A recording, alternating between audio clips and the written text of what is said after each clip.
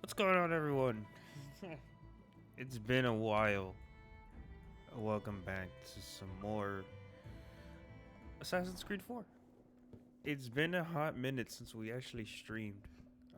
My time was occupied by someone. And, well, what now? And who didn't want that time. Isn't that the battery? I think that's the battery. Hello? Hello? Sean?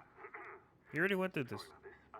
My name is Sean, and back there is Rebecca, my partner in crime. Hello. Bloody good Hello. work, yeah, honestly, I mean it. Delivering us all that data.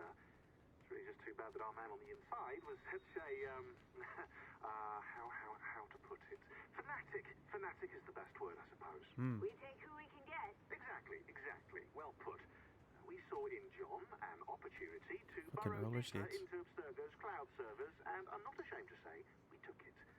Not realizing, of course, that he was enlisting you to help him.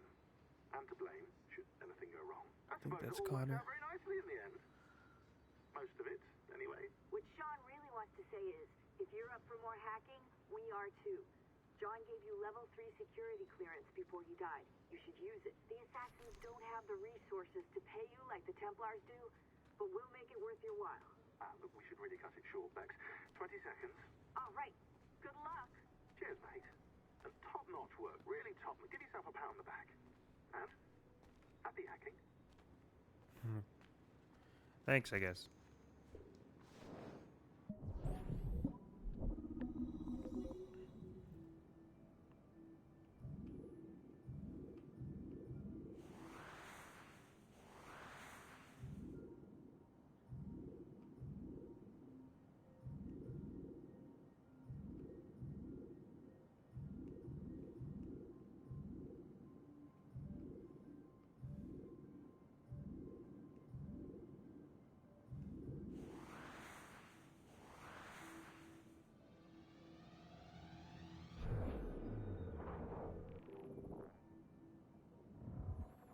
What do we got on this one?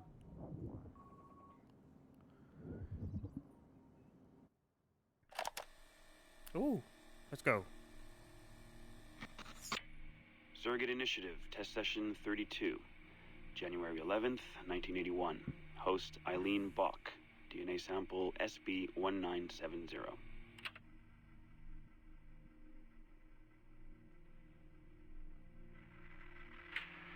Miriam? Miriam, is that you? Are you in here? Bartle! Oh, thank God you're safe. You've been very sick. Bartle! How did they find you? Oh, Jesus. What would they do to you? Has they hurt you at all? I told them nothing. All they do every day is ask about you and that artifact. But I didn't tell them anything. Nothing. I know you didn't, Miriam. But how are you? You aren't hurt? Not badly, no. I'm fine. Good. We need to get the message out to Oscar.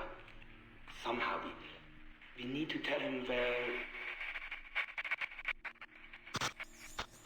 Very interesting footage, Eileen.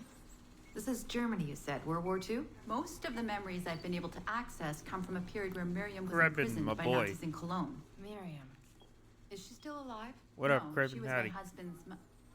my ex-husband's mother. She passed away about 5 years ago. Well, she was spirited. An impressive lady. Definitely. And the man, Bartle. He made reference to an artifact. Any idea what that is? My team is looking into that, but it's not our first priority. We still need... It is now. 3 to 12, you're gonna Really? miss the whole You must stream. have other recordings of this No. woman. Are there any other mentions of this Damn, dude. artifact I should know about? Well, thanks for Half a showing dozen up or at so, least. Yes. What's this about? You have questions. I understand that. I don't have answers for you. Not right now, but I do have money. And if you get me those recordings and bring me any other artifact references you find, then I will triple your operating budget for as long as I can. Triple my budget? My God, what is this? 9 a.m. Monday morning, my office. We have a lot to discuss. But Lillian, I don't... Have a good weekend, Mrs. Bach. Fantastic work.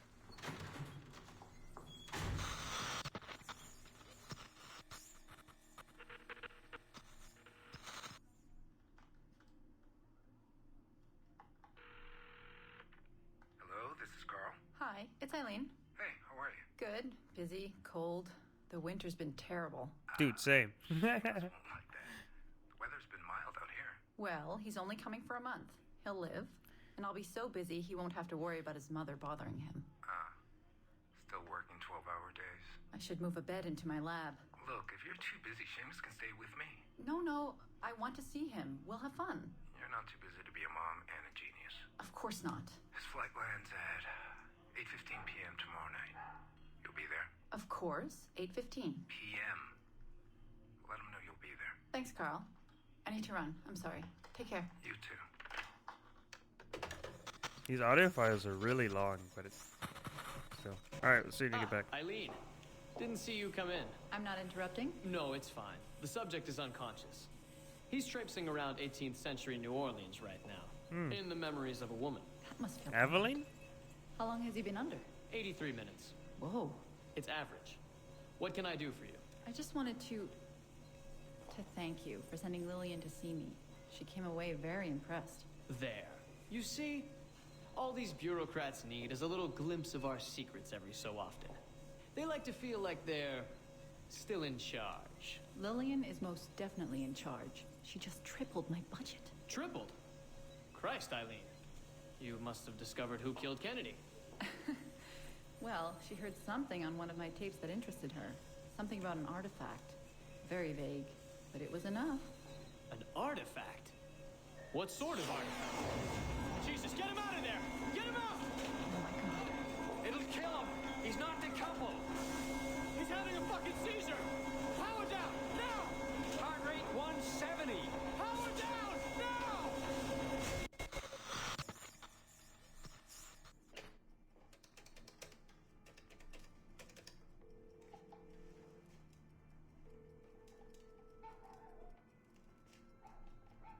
Eileen, Warren here. I was all ready to apologize for the late call, but you seem to be away. Maybe with your son. Listen. Since the unfortunate incident with Subject 1, there's been a lot of dire talk around the office about my Animus project. About shutting it down. About it being unsafe. Typical top brass bullshit. And if they shut me down, then your surrogate initiative goes away too. I'm sure you're already well aware of that. Well, let me be the first to reassure you. This will not happen.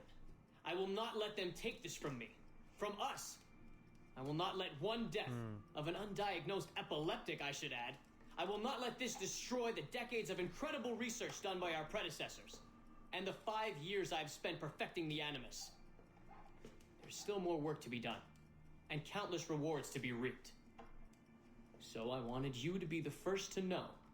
I have decided to volunteer myself as my second subject. I am convinced that the Animus is perfectly safe, provided I stay within the boundaries of my own ancestral bloodline. Next week I plan to prove this by staying a full 4 hours in the Animus.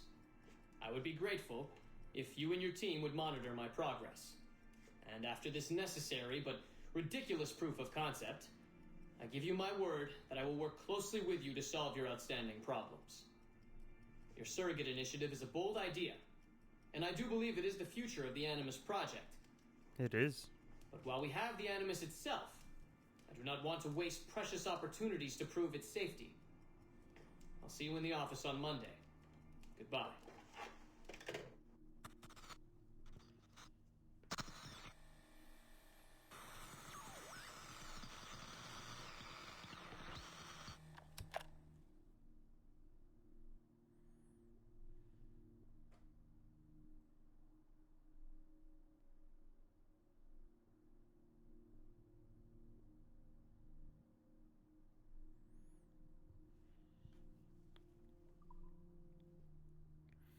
Oh, we're missing audio file too.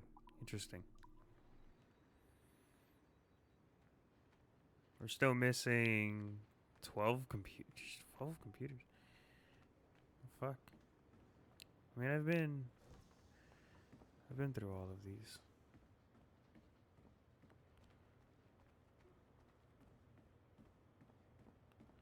I'm still. Oh, I haven't been in there, I think.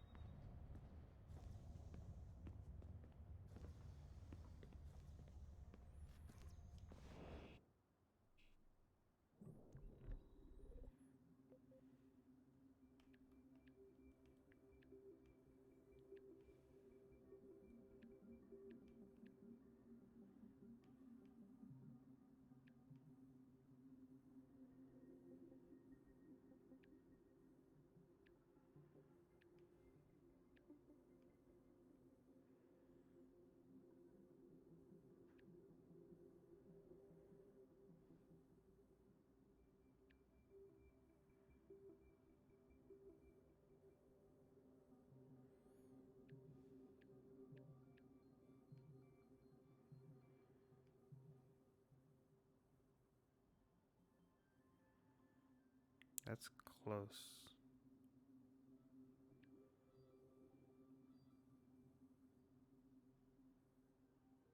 It's even closer.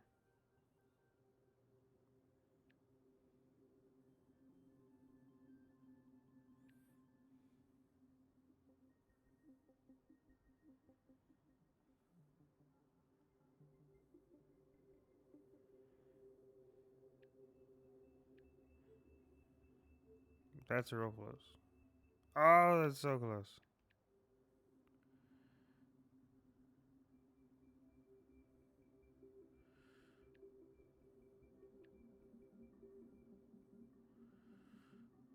I'm like, it's like 5 now. So, it's like right there, fucking right there.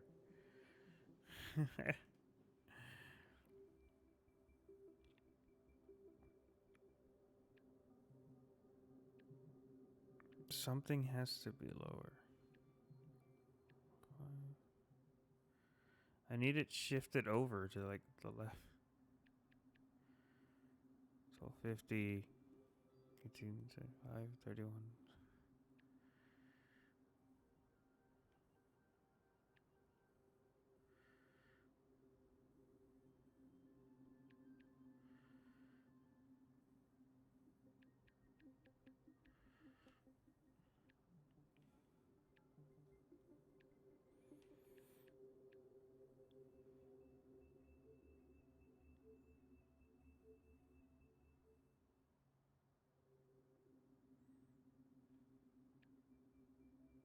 There's too many number combinations. Fuck. There's too many number combinations. I don't entirely know how this works. 2, 4, 6, 8. 2 times 2 times 2 times 2 is 16. This is 4 times 2 is 8 times 2 is 16. 16. 32.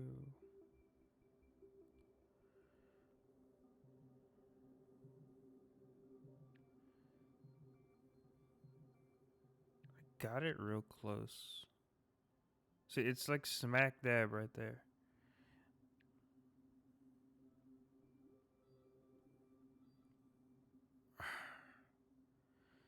The wavelengths are right there. Something's a little too high.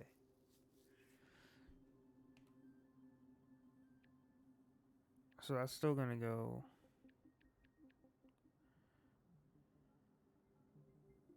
Back with 2.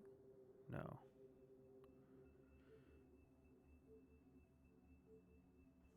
Target numbers. What times what times what? There we go. 32777. I knew I had gotten it close, but I couldn't tell exactly how.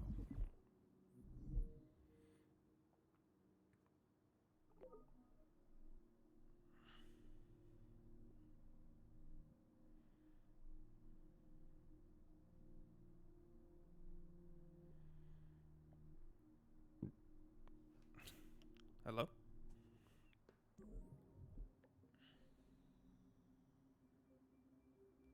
Oh, Frogger. Okay.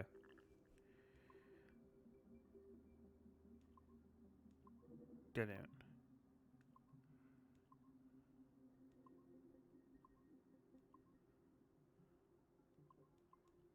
Fuck.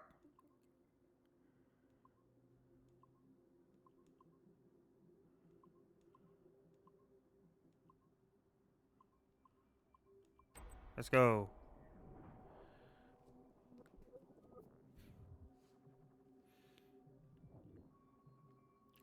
Granted. Our initial research into the life of Ratana Gaydon focused on Ratana a period spanning his Ratana late Gaydon. teens to his early 30s. But our researchers came away unimpressed by his calm and stoic demeanor, with occasional flashes of extreme anger.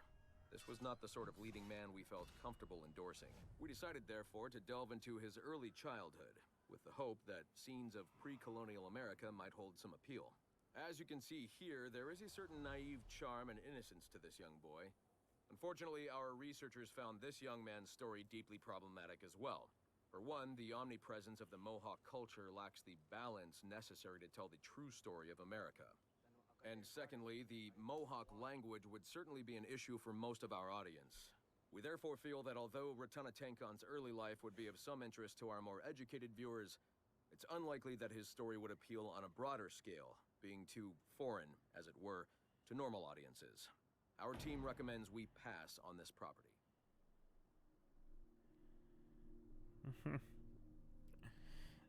Damn, poor Connor. Altair Ibn Lahad. That's what they called him. It was disgusting.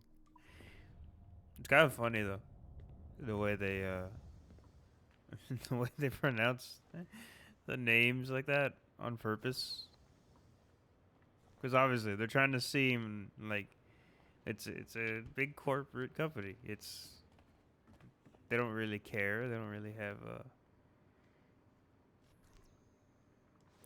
like a let me pronounce this properly type deal thing to most of their stuff, as long as it makes them money.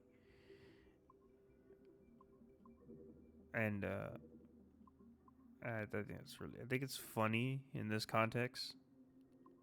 God damn. Oh, come on, I didn't hit it.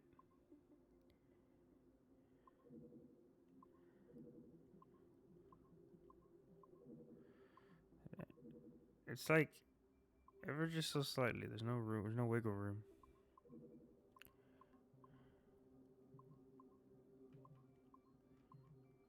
It's gotta be fast.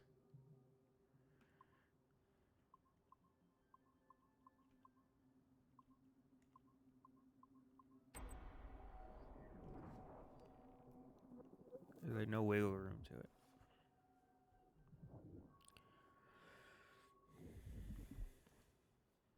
Our initial reports gave us hope that Enzio Auditore would Enzio? serve as an ideal candidate for future Abstergo projects.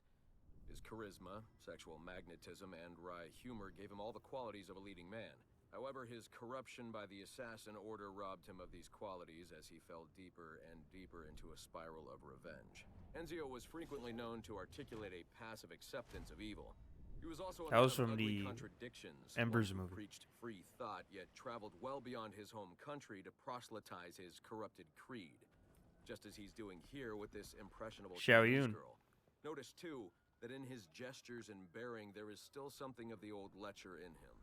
Enzio's entire personality is built around pure demagoguery, claiming his philosophy is about love when violence and coercion are his primary means of tackling problems. We have therefore come to the conclusion that Enzio Auditore da Firenze would be a risky character to develop. Yeah, those last scenes were from the Assassin's Creed Embers movie. Initially, I don't know where you can get it now. You can probably find it on YouTube. Assassin's Creed Embers was I guess a pre-order bonus for getting I think it was like the day one / whatever special edition. Not the most expensive one with the statue, the one below that, of Assassin's Creed Revelations. They gave you a code to go to a website to download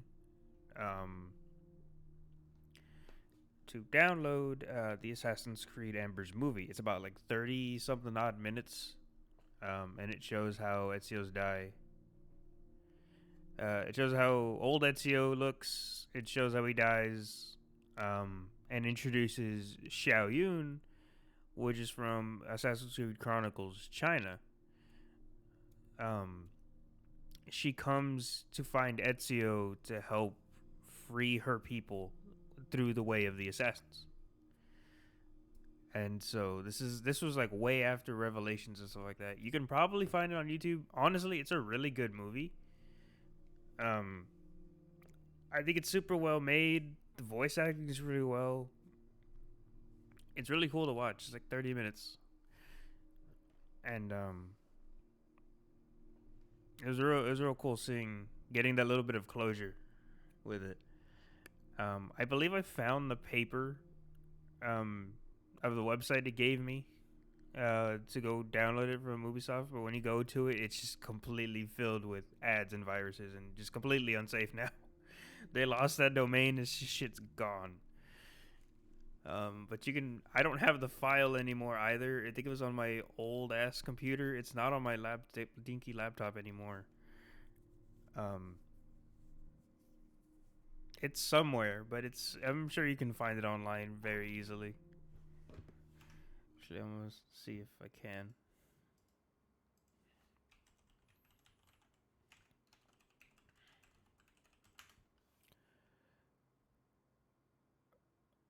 Yeah. Was it? It's not even 30 minutes. It's 20 minutes.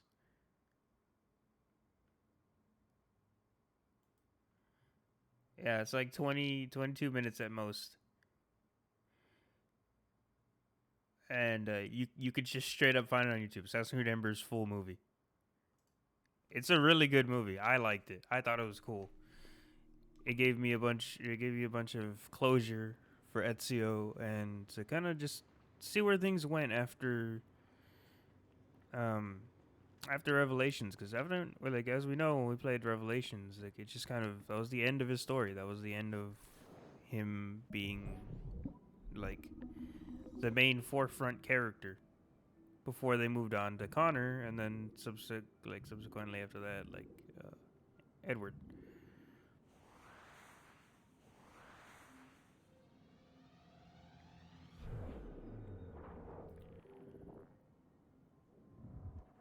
And so it was really good. I enjoyed it. There was also, I think it was Assassin's Creed Lineage. Yeah, Assassin's Creed Lineage was like the first movie that they ever made, which was a live action movie. It was a live action movie for Assassin's Creed. I think that one was around 30 minutes, and it was about, I think, a really young Ezio and then his father. While he was in the Assassins, before Ezio took the suit from him. This is about the Animus, like early stages, the 3000. I think that's the final one, or it might have been the 2.0. No, that's the final one they dealt with. Then the 2.0 came out with Rebecca making that one, I think. There's Hatham, a couple of the multiplayer characters, Aveline, Ezio flying on Da Vinci's thing, Connor. There's an Edway scene there. There's a Harlequin, bottom left, bottom right corner. The Harlequin thing you can get from the pre-order.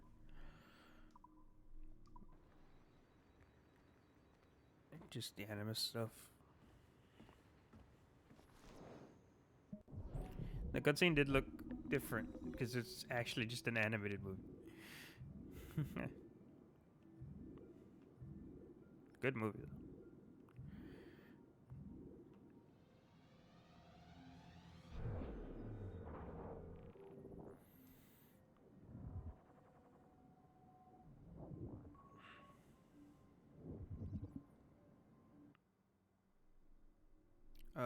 Angels. Mama says, Count Rosberg, what's a Burke? Take care of us now. Let's see, Elizabeth Jane Weston. Uncle John, ever comes to Dr. D, says, no, 5-year-olds can speak 3 languages and read as well as I do. Lady Beth. Honesty. What the hell is this? Give now. To earn money, no. About money, we need to eat. Need it to eat and purchase things. Do not want him to go. Give Papa a big hug. Uncle John too. This is just about another set of people. Crystal ball. Probably another piece of Eden.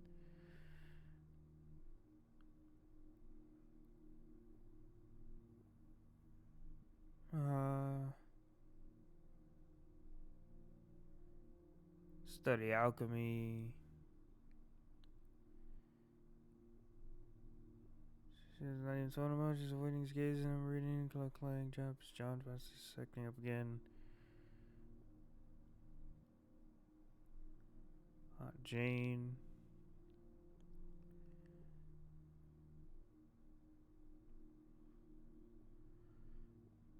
He glared at me, fire in his eyes. I am paralyzed in my eyes. Uncle John takes my impulse. You should not be here. You should not have seen this. When do so cry, wake up, jumping, screaming again, close my eyes, wishing. What the hell? What's happening?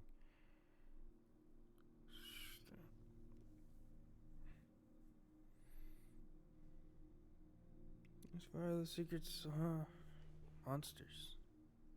This is a whole ass story. What is this about?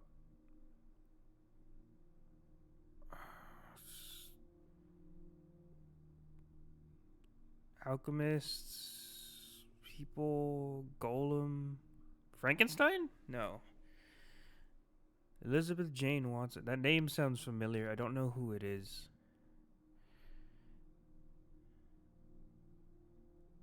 At least I don't think I know. Is front door, officer, chair's throat. Take him away. Free divine messenger. I was gonna say a piece of Eden, maybe? Elizabeth Jane. That name's very familiar, but I can't think of who. Fairy Queen. This Fairy Queen is real, so is the power. So what the hell?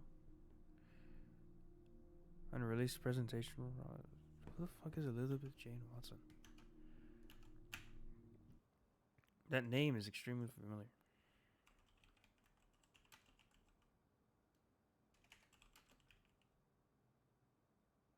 Or Weston, my bad. Elizabeth Jane Weston. Yeah, check 1582, 1612, etc. She was an English Czech poet known for her Neo-Latin poetry. She had unusual distinction for a woman at the time of poetry published. Yeah. What is she in the Assassin's Creed universe? I was born to Jane Cooper in England, stepdaughter of Edward Kelly. Edward Kelly's colleague John Dee. John Dee, that name's familiar. John Dee is a Welsh mathematician, astronomer, navigator, imperialist consultant to Queen Elizabeth I. Study of alchemy. Okay, so I know of John Dee. She is... Okay. Friends with him. Circle Project Legacy 2012. Quote from the great on Lucy Stillman's gravestone. Assassin Turngood who died. Yeah. Project we're back up in a circle level of John. Oh, the level of John Standish. New retrieve the memory files. Yeah. Edward Kelly. Who are you? Edward Kelly is an Englishman involved in both science and alchemy. He is the father of Elizabeth Jane Weston. One of the few that had instinctive contact with the Book of Abraham, along with his colleague John Dee. Book of Abraham. That's a piece of Eden? A pair of journals written by Nicholas Flamel. Yeah, alchemy, not the resurrection stone, whatever it's called. The philosopher's stone. There you go, that's what it is. The philosopher's stone, etc., etc. Abraham of Würzburg. It was broken up into volumes. Book was unadorned with a silver cover. Or filled people's minds with ideas when read. So it just kind of like, I guess, made you go mad, more or less.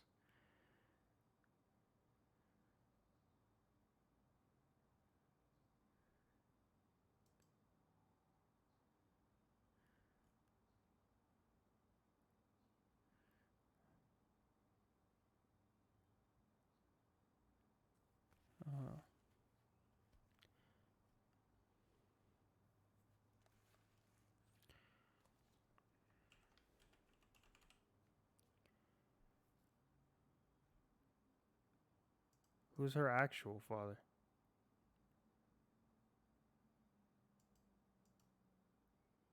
Because Kelly is her stepfather. So who's her actual father?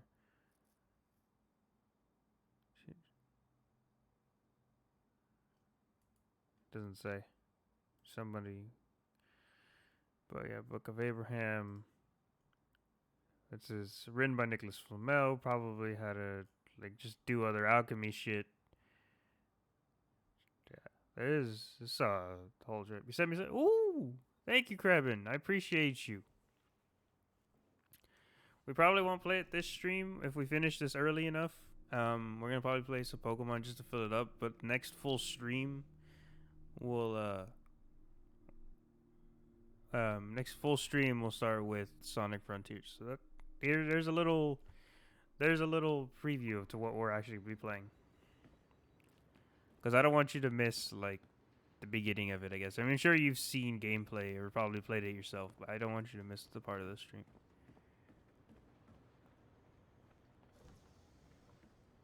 So, we'll, I don't know how long this will take to finish. Probably a couple hours.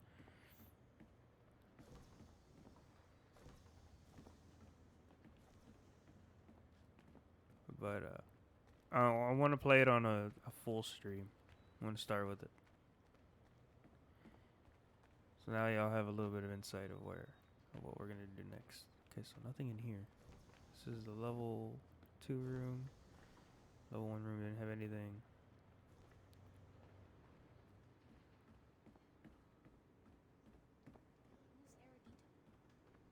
I haven't been in here.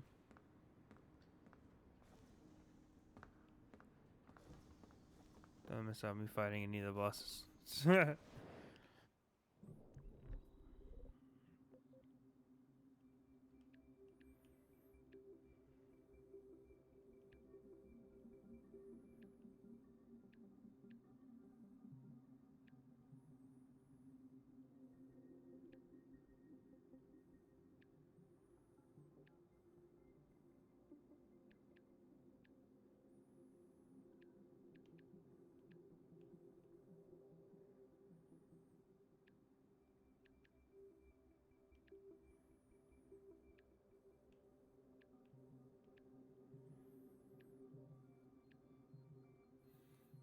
There's some jank. The usual jank comes with a Sonic game. Okay. That's fine. Oh, I'm so close. What the fuck is it?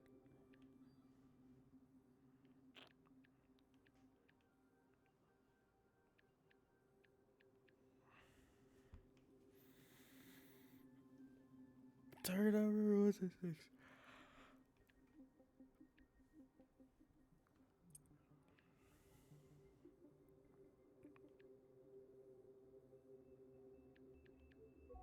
There we go. 3237.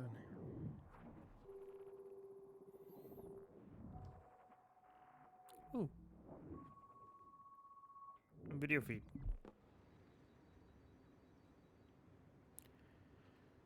I'm gonna be spamming the OST once I play the game. That's fine. Pierre handed in his notice this morning. This new security measure is freaking people out. They won't let him go. It's part of our contract. Having ultra-high security clearance means you have to go through a whole debriefing process. It takes months. Really? I had no idea. Read the fine print, man. Working for Abstergo has its benefits, but there's some drawbacks, too. Big ones. What happened? The vacation rule? Handbook. What about it? I think the idea is that you're supposed to love your job enough. What's with all these security notices I'm seeing lately? Look at her. Her computer. Her computer's red. It's because I hacked it. Like server security issues? Because these notices seem pretty severe. Like draconian, actually. No, it's nothing to worry about, really. Walk with me and I'll explain. It's supposed to be blue. Hey there. Stolen? Hey, thanks for sharing the White Whale data with me. I was able to track it down myself. No problem, man. It's amazing, right? Yeah, I tracked it down as soon as I saw your message. Followed it for a while. Couldn't catch it, though.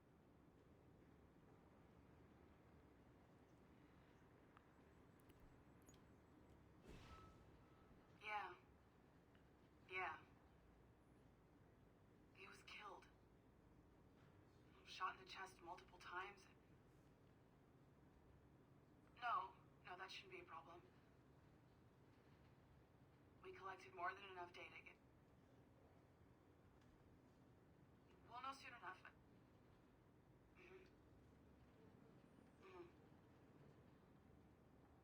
All right, I can send you the results as soon as possible.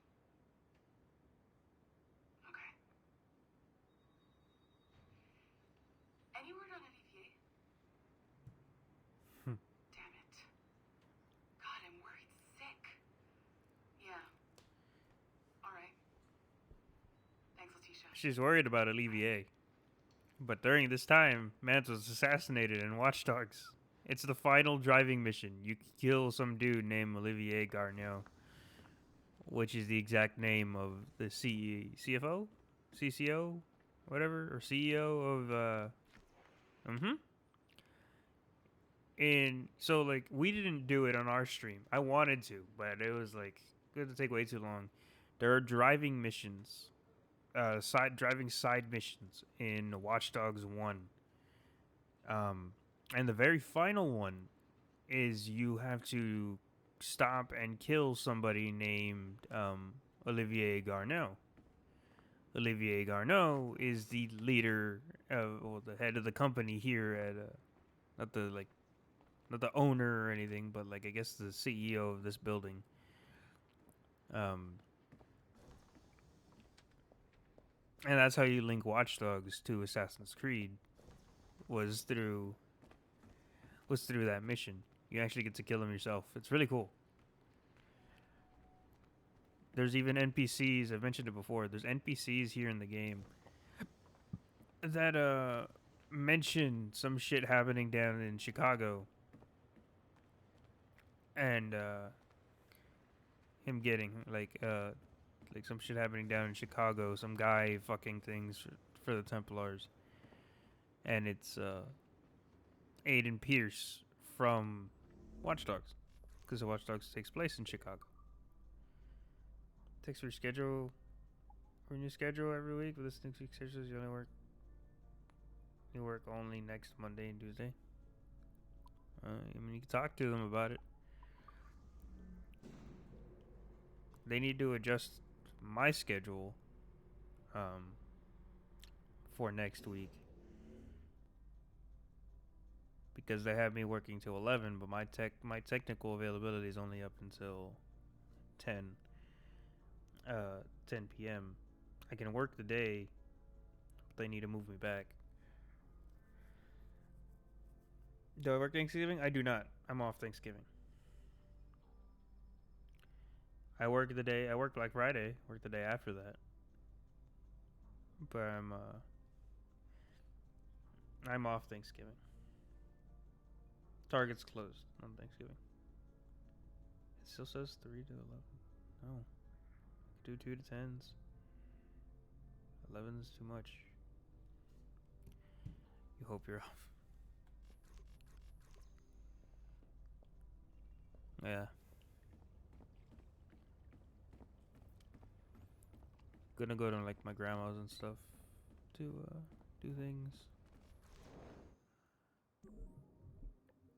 To go eat and whatever junk.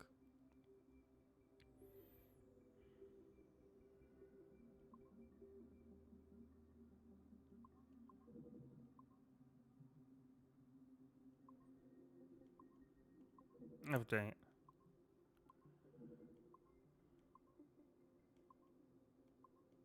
Yeah.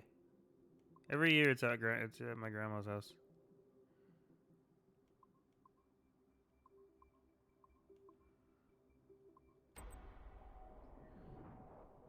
We go eat food there and then sometimes look at like store ads.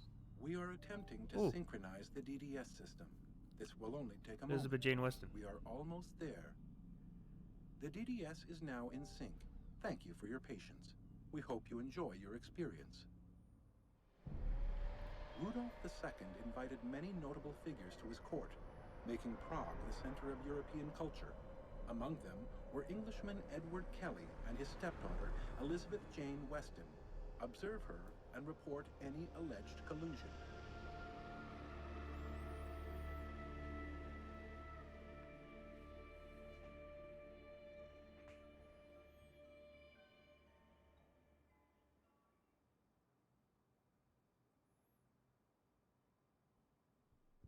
And then we get the whole divine science presentation thing.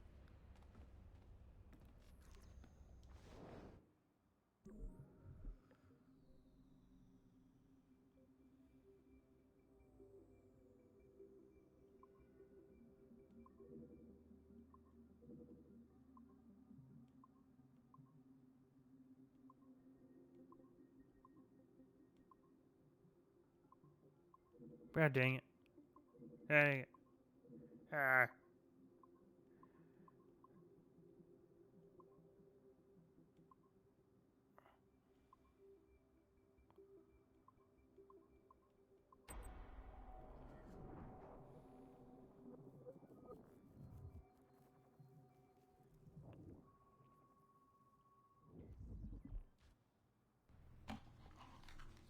Oh shit. Alright, man. Have a good day at work. February 12, 1981. Qualitative personal interview with Subject 1 on ancestral research regarding Avalon de Grand Prix. How are you feeling? Any side effects? Not really. Aside from the headaches.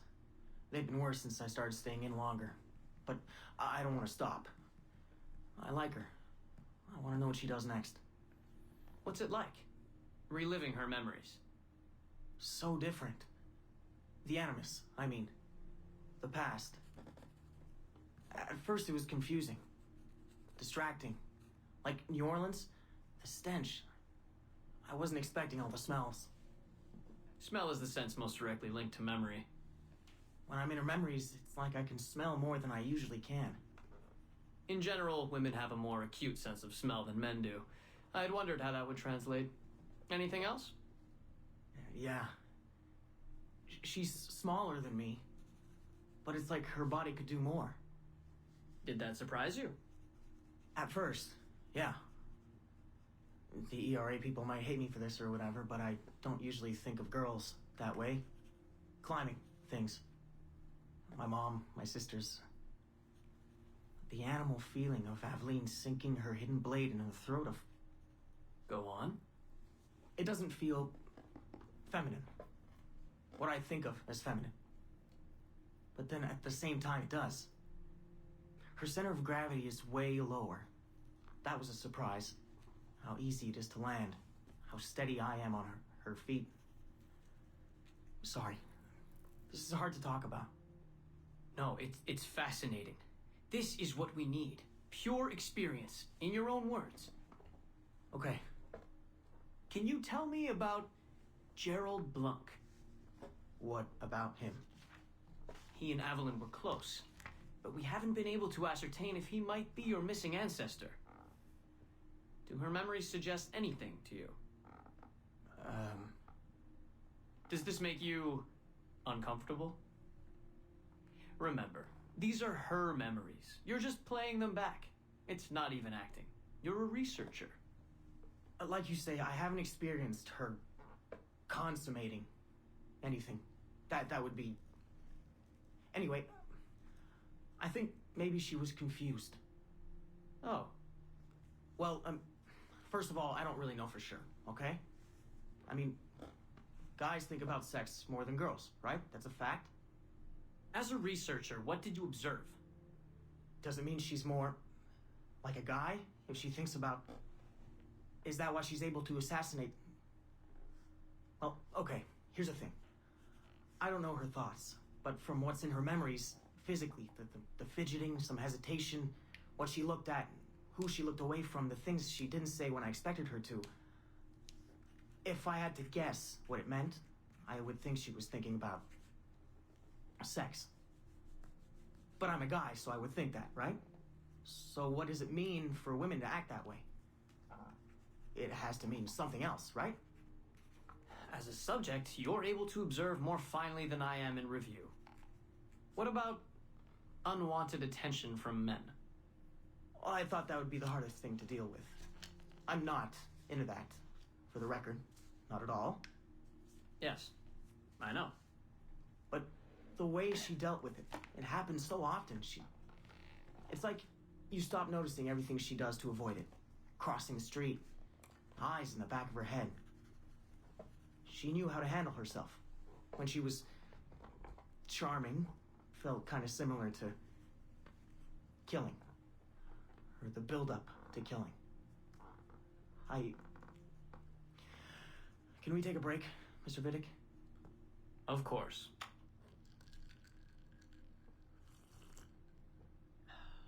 Ready to go on? Yes. Evelyn was black. And white. On her father's side. You're sensitive to that?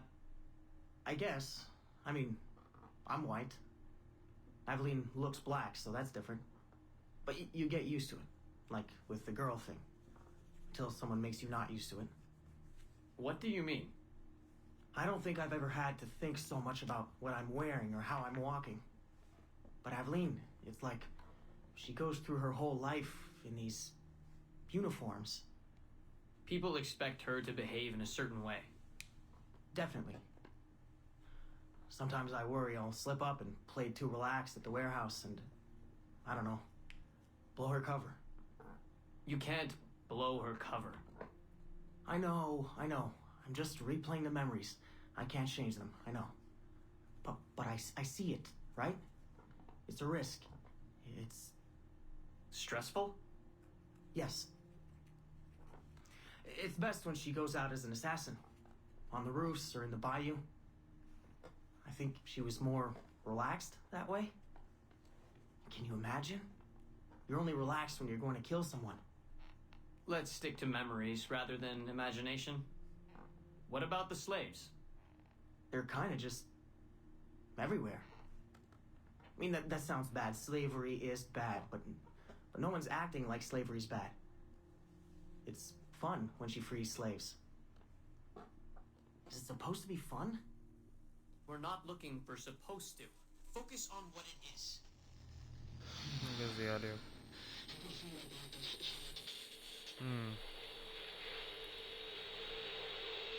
It's such a odd thing having to deal with this. He mentions you're not changing any course of history, you're playing through the memories of the person. So, like, that nervousness, that feeling that your cover is about to be blown is exactly what they felt during the time. You're just viewing it through their eyes, essentially. You feel like you're moving because you're linked to it, like, on a neurological thing. It's literally living the world through someone else's eyes. So you see them do things, you feel them, whatever they're feeling. But it's not you technically doing it.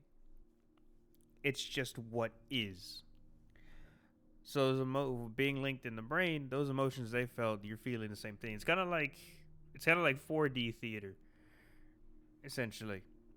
Except on a deeper scale, you're feeling everything, not just like wind and stuff like that. You're feeling the ground, you're feeling whatever. It's an out of body experience mixed with like 4D theater viewing. It's insane. That's like the closest thing I can think of how to really describe the connection you have in an animus to when viewing an ancestor. What they feel, you technically feel. It feels like you're them, but you're not in full control. You're replaying what they lived through. So every action, every step, every fall, trip, or whatever they went through, you're not making something happen. That's just how it happened. But when it becomes so blurred, you don't distinguish what's real and what's not. That's why the whole bleeding effect thing happens. You're seeing memories, or you're feeling that you knew this person or whatever because of how close it is. And like you're reliving something that wasn't you. It's like being a character in a movie but through first person. It just makes you kind of feel like you're there. You're the one doing it. It's like as best as I can describe it. Sometimes it's probably a hard thing for people to grasp, but like that's the easiest way I can put it. Ooh, sticky note. Sticky note 11. Sweet. 1, 2, 3, 4, 5, 6, 7, 8, 9, 10, 11, 12, 13, 14. I'm missing 15. I'm missing 15 and 20.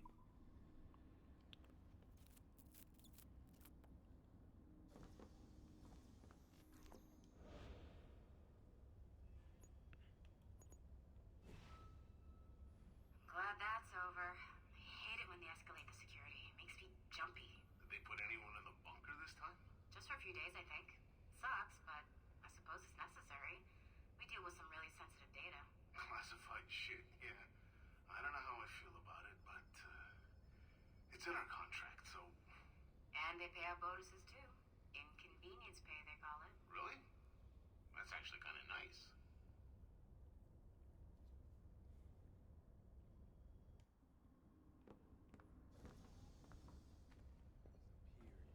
Oh, I guess I've already done that.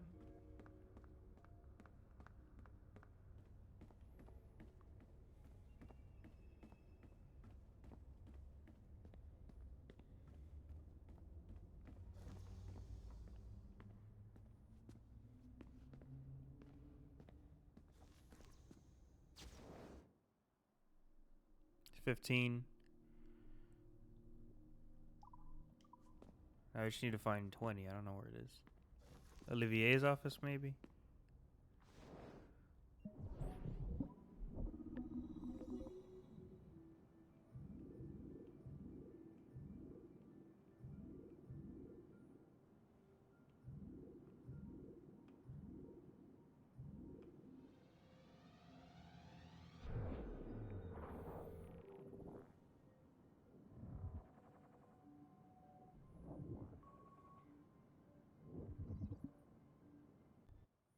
So, this will be a short one.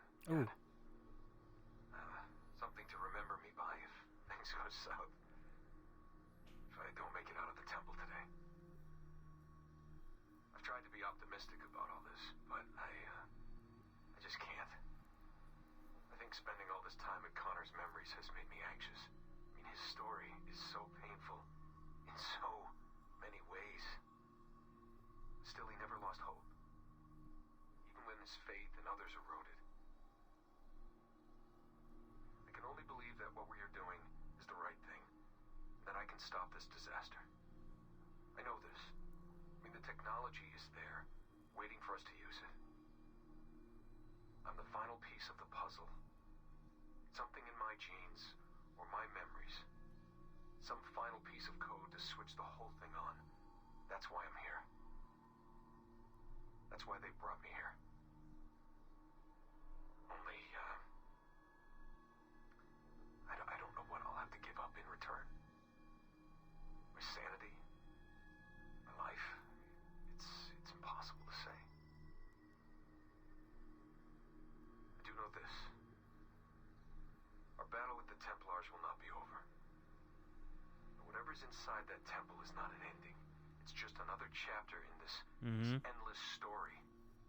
And it'll be your job, and Mom's, and Sean's, and Rebecca's, to keep turning the pages. You know, I keep thinking about something Orson Welles once said. Something like, if you want a happy ending, it all depends on where you stop telling your story. So maybe that's the answer. Maybe that's how people keep marching forward. If something goes wrong in their dad, something happens to me. When you tell my story years from now, please tell them the one about how I lost my way, and then I found it again. Just in time to save the world. And just end it there. That'll keep everyone smiling.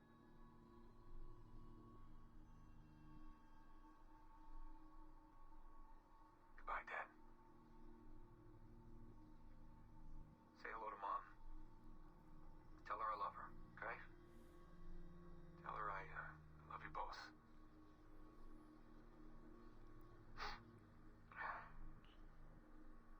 I love you both. Oof. That's heavy. It's making me tear up.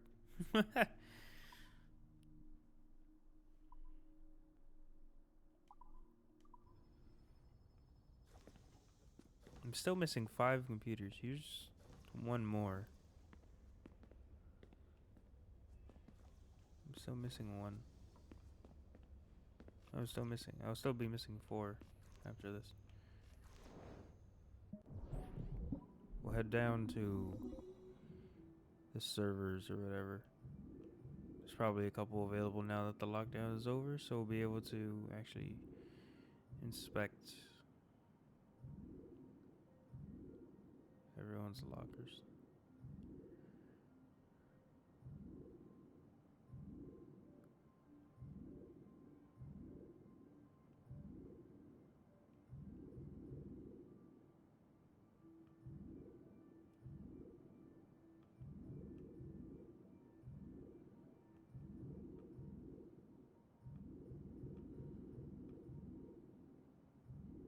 I can't find it. Where the fuck is it?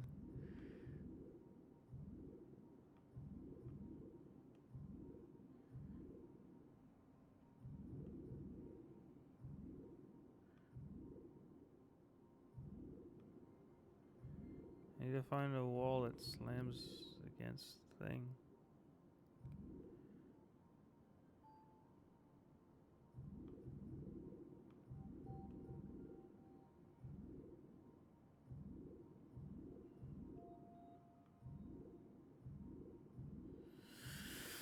Her game.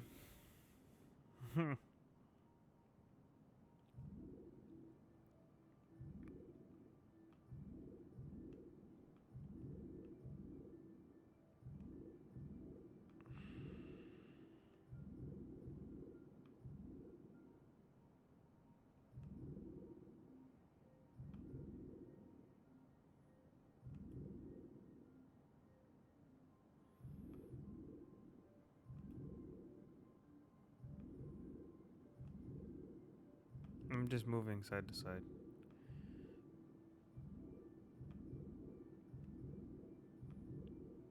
There's no end here. Okay.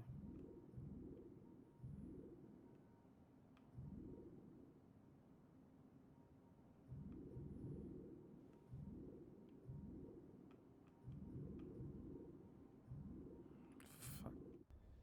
Do it again. Reset that.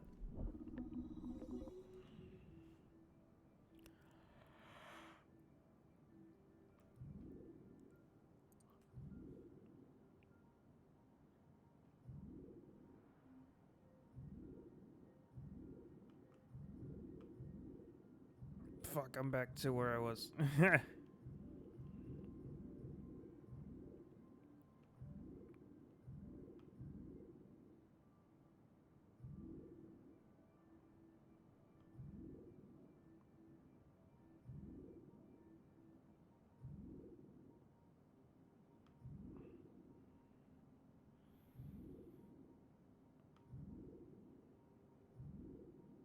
Oh, so close.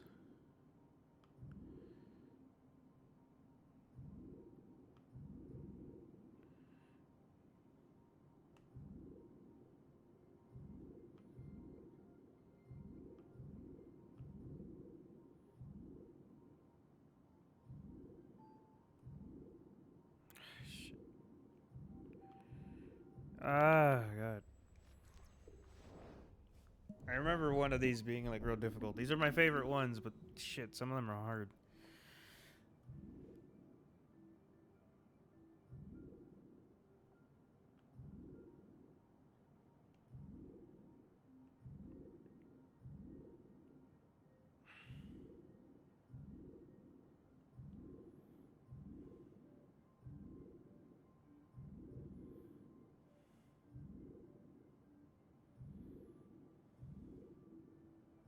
I don't see a spot where this line ends. I mean, right there, but can I even make it to that? I need to be able to get onto that middle axis.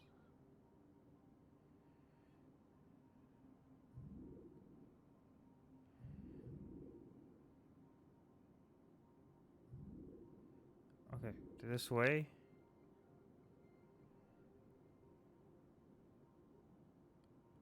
Up, left. There we go.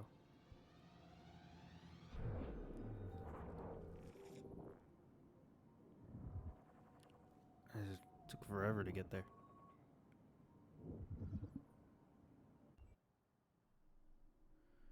Chat archive. Everybody's working on the weekend. You guys getting me everything on the observatory by Friday? No, are you crazy? No, where it is yet? Friday's a holiday. Holiday? Really? Do people realize working here is a privilege?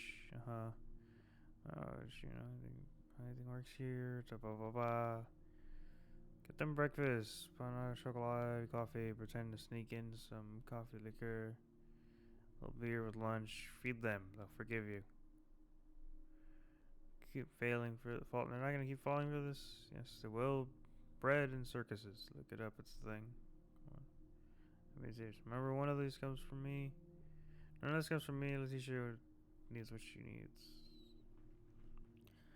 Get it done somehow. What? If it makes you feel better, I can tell you secret. What?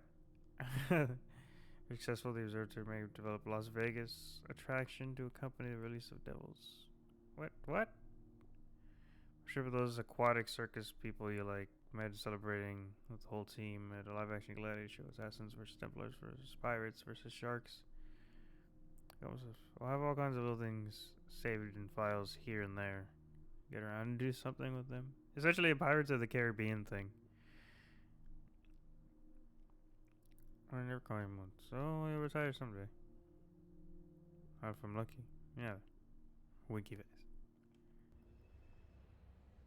Okay, so we're missing 4.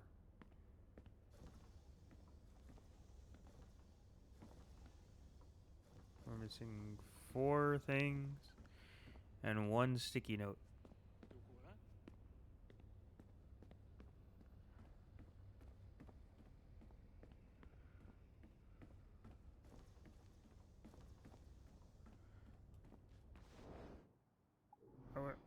is a big thing. Have I gone in here?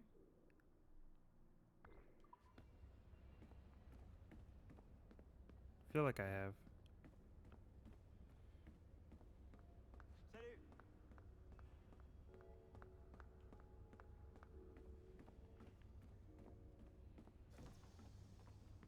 Maybe not. This is level 3. I have not.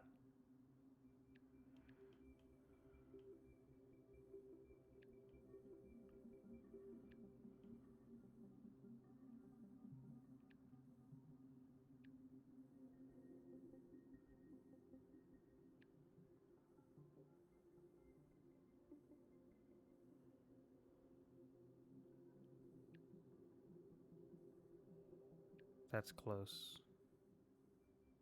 It's even closer.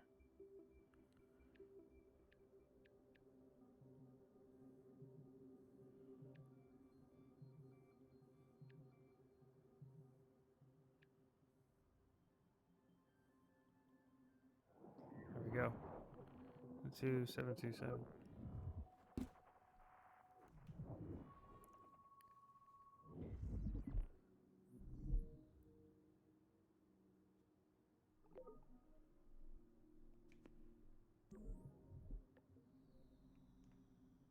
I was remote hacking.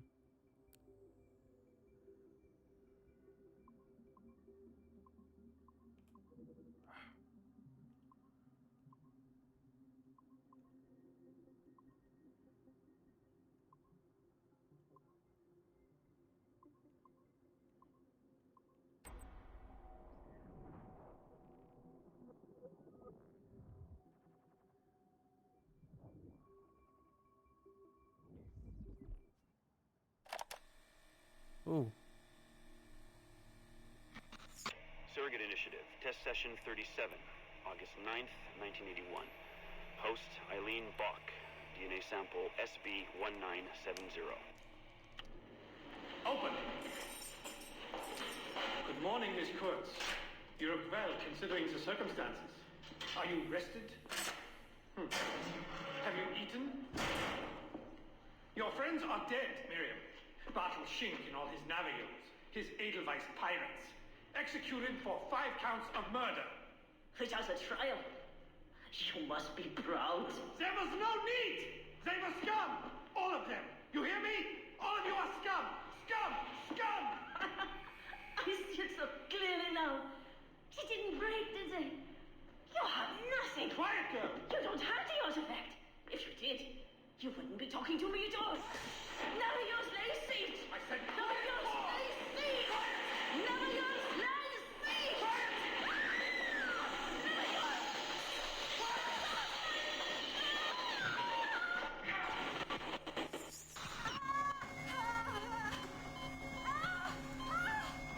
Get her out! Get her out!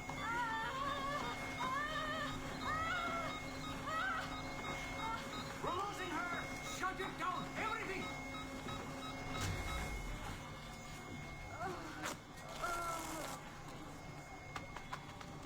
Eileen, open your eyes. Can you hear me? Eileen! Eileen! Power's off! Get the position in here! Step aside, son! Eileen, talk to me. Can you open your eyes? Clear! Oh, God. No spots!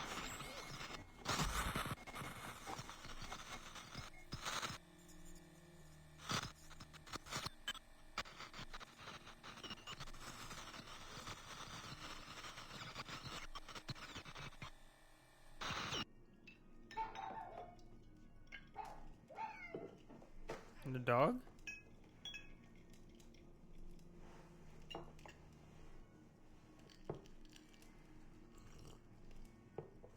Sounds like a dog.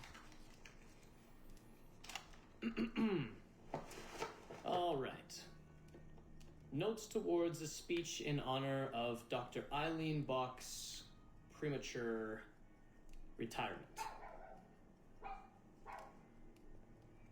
When I first learned of Dr. Bach's unfortunate accident, I couldn't help but feel a great sense of loss at... No.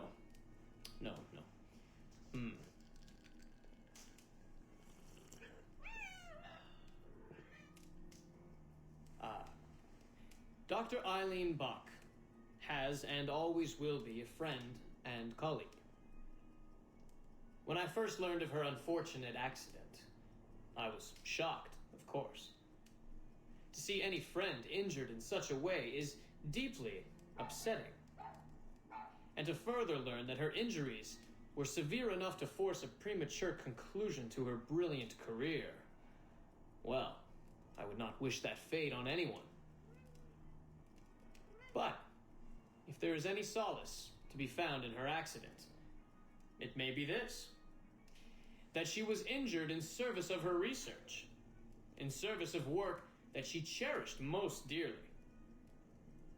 And it is thanks to her, it is due to her diligence, that some of the mysteries of genetic memory have been further illuminated. And while it is true that work on her project, the Surrogate Initiative, as she called it, has been temporarily halted, the copious amount of work she has done over the past 3 years has been incredibly valuable. So while her work has been suspended for the time being, her legacy will most certainly live on.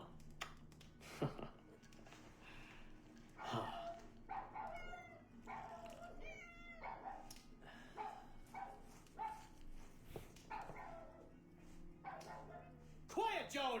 Quiet! He named his dog Joan. One, I'm missing file 2. Alright, so we have 3 more computers to do.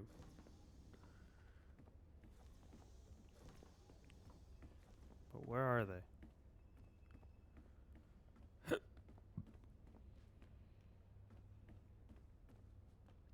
I've been in there.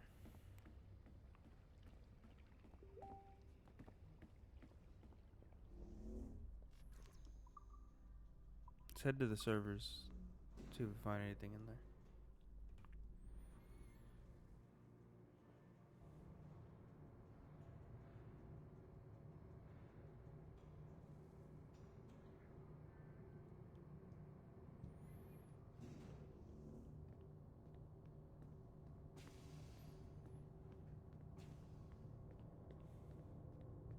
You're still missing the final sticky note.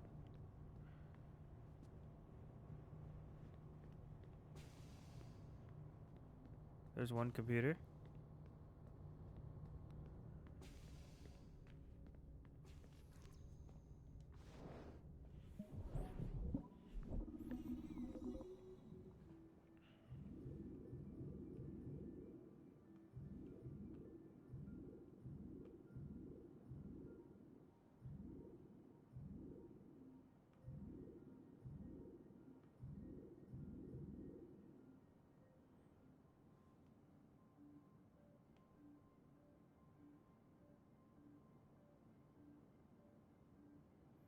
Yeah, I don't see any right there.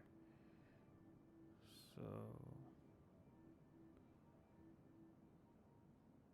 that's where slams. There we go.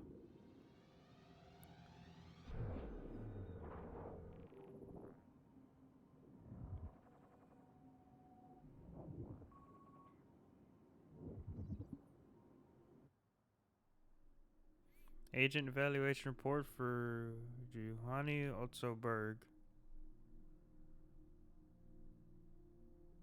Experienced military special forces. Obedient. Leadership. Dedicated agent. Agent has a young 3-year-old daughter. Could be a liability. Agent is ready to take on greater challenges. Agent leadership responsibilities. Recommends sending agent on level 5 mission.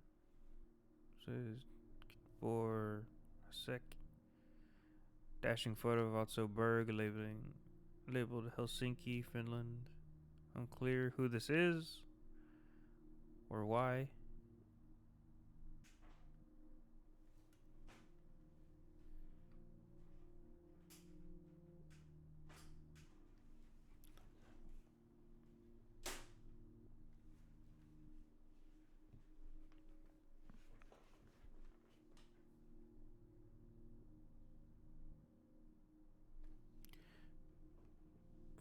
Bottles labeled Florence, Italy. Makes it clear we have a leak. We survived to transmit this photo.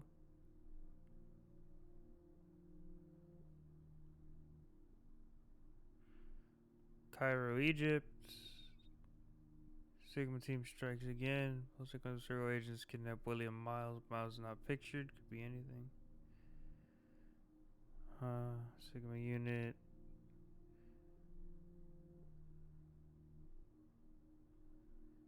Survive. Notes.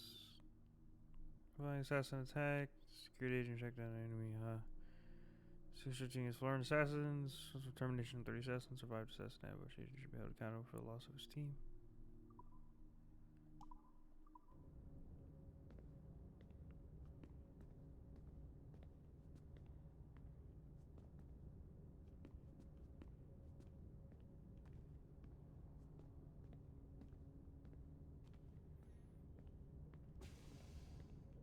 It's my own computer.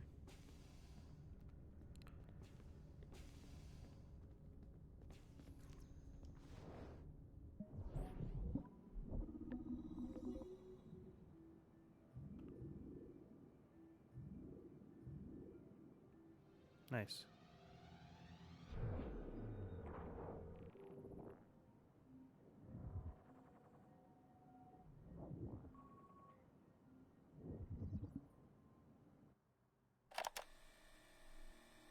Oh, file 2, sweet. Surrogate Initiative, Test Session 27, October 21st, 1980. Host Eileen Bach, DNA sample SB1970. Miriam, my dear girl, there is no good reason for you to be here. But your intransigence requires that I detain you until you give me information I can act upon. The location of the artifact, perhaps, or the whereabouts of your leader, Bartel Shing. Just a little something to give Minister Goebbels some encouragement that we are on the right track. How about a nice hug? He looks so sad in all his photographs. Yes, he does, doesn't he? Perhaps you could pay him a visit yourself. He likes beautiful women.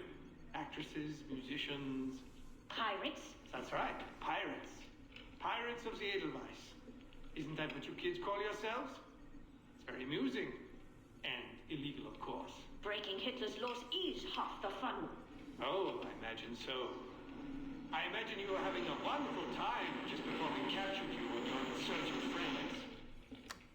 And that's the end of it. Damn it. Why can't we sustain the signal for more than just a few minutes? I need to relax. That's not the issue. This is dangerous work. These memories aren't in your bloodline. That's why it's not holding. There's got to be a solution. Any idea what they mean by the artifact? I've heard it a few times now. Not sure. I don't think Miriam knew either. Not much comes into her mind when she asks about it. But she's protecting the other members of her group, the Edelweiss Pirates or something? Yeah. Bartol Schink. Have we looked him up? No, we can. We should. Put your intern on it. Right. High priority. Yeah. This isn't getting any easier. Jesus.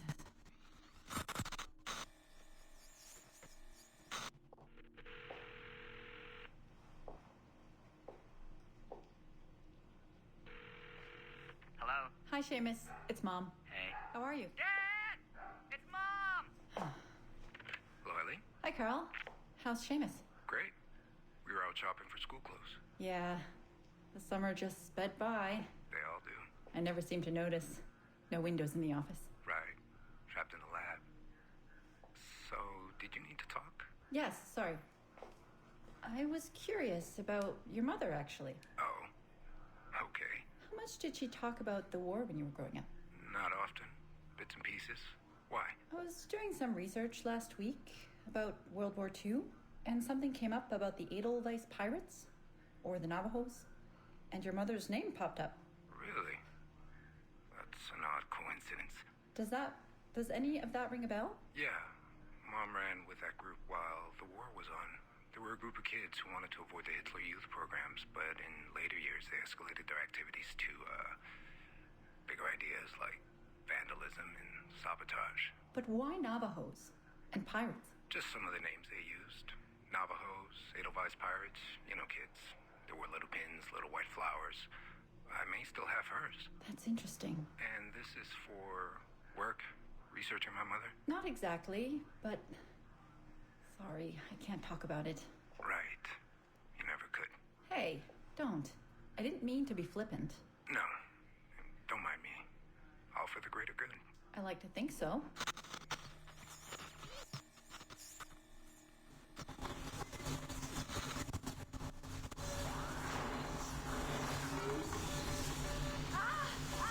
Power down. You all right? Damn it! 5 months of this bullshit! We're floundering. Take it easy, Eileen. You're just stressed. I am not stressed. I'm frustrated. I'd like to go again this afternoon. No. There is no reason to rush this. We're hardly rushing. We're running into the same wall over and over again. Why can't we push through? Why can't you keep me in the Animus longer than 2 minutes? Because surrogate genetic memory data is fragile. The EEG is exploding and your brain is doing too much work. The longer you stay in, the more damage it does. It's even possible that... Possible that... It's possible the memories we're digging into could eventually overwrite your own. Like information on a tape drive. There's just not enough space in your head to do both. Here I come to save the day! Good afternoon, all. Did you invite him? No. But you did. Remember? That was months ago, Warren. What do you need? I wanted to stop by. Check on your progress. Well, apparently it's still too dangerous to Vidic's be under voice for actor's more than a familiar. few minutes. I always suspected that would be your biggest hurdle. The genetic memory sequencing is the easy part, if time-consuming. But the replay, that's something else. Yes? Let's think this through.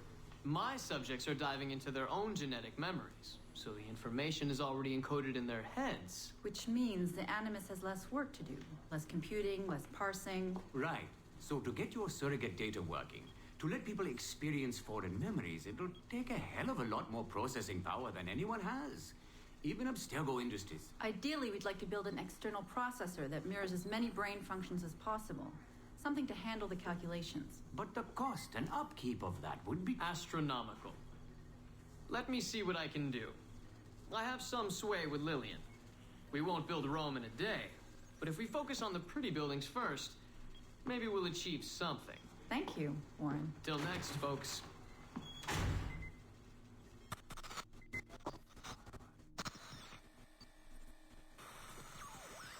I mean, eventually it all works out. Now they have this whole ass company with just like VR headsets to let them do all of this. I need one more computer. I'm confident it's in Olivier's office.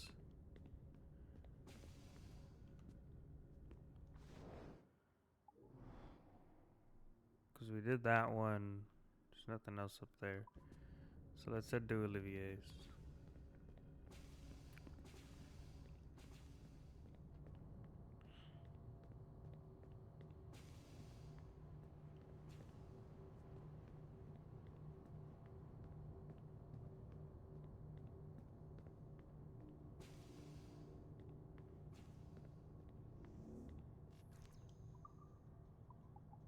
CCO, that's what he was.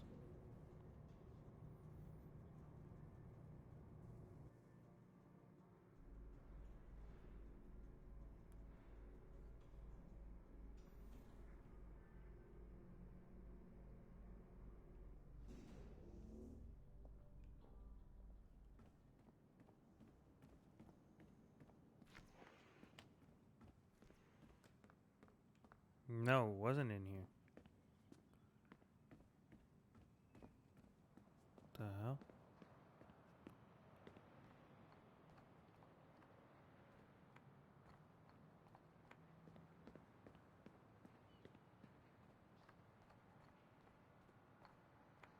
Get on there anymore.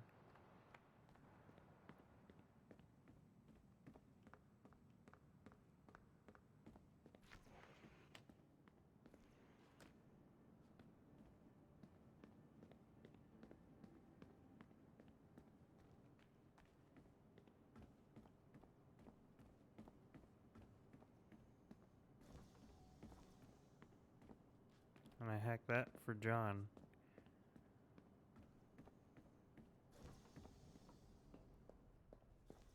There's no,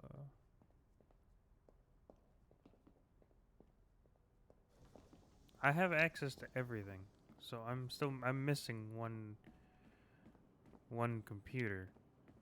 Son of a bitch.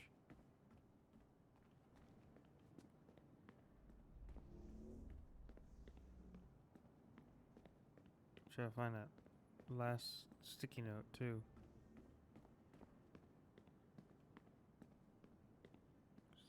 In case to walk close to anything and see if it pops up. Okay, so if it's not here and it's not down on the servers, go back to sample 17 floor.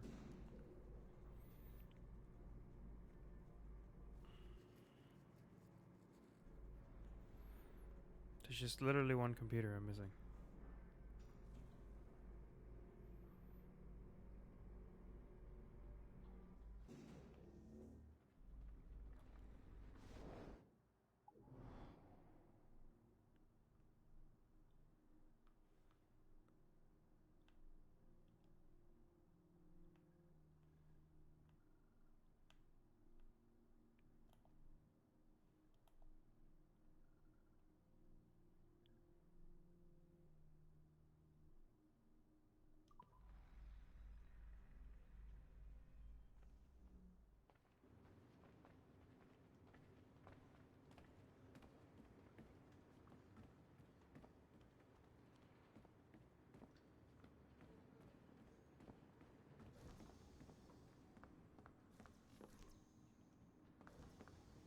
And I've done this.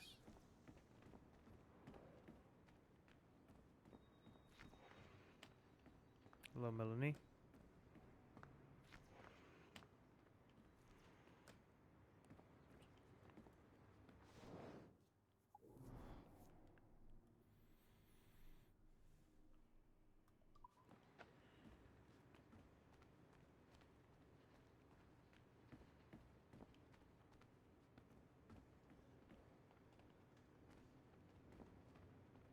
Back to the lobby.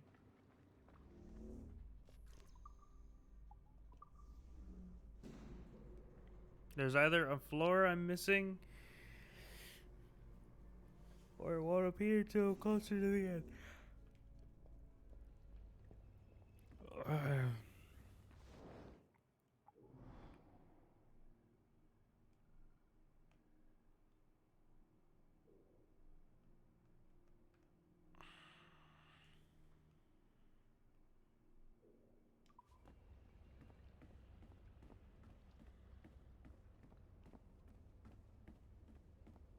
Where did you hear that? I haven't heard anything. I keep my ear to the ground. Because this is a level 3. Can't access anything else with it.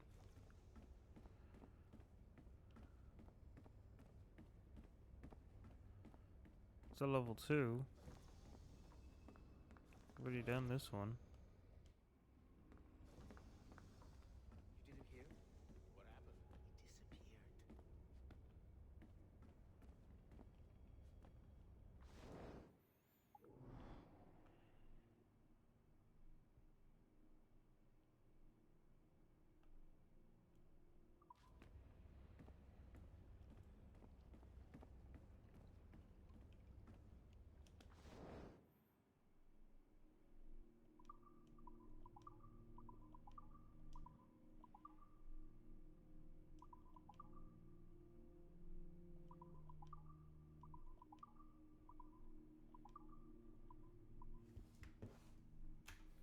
Let me see.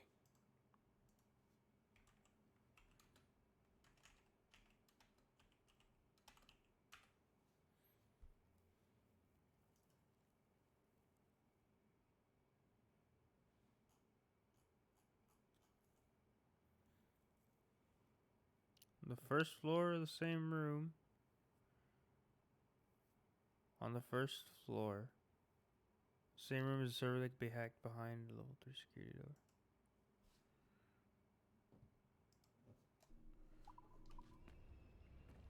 The first floor. Same room could be hacked in the security door. Oh, it's right there.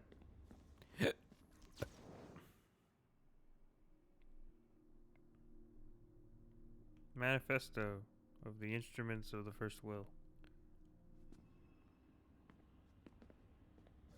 There's all the sticky notes. We're still missing a computer.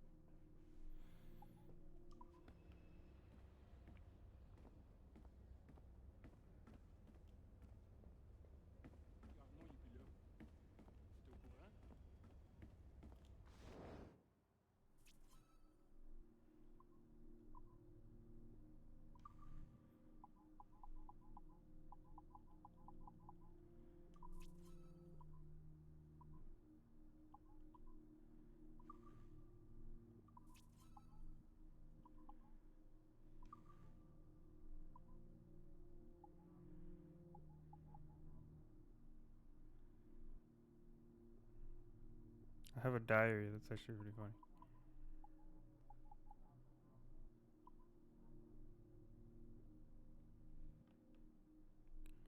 Let's see.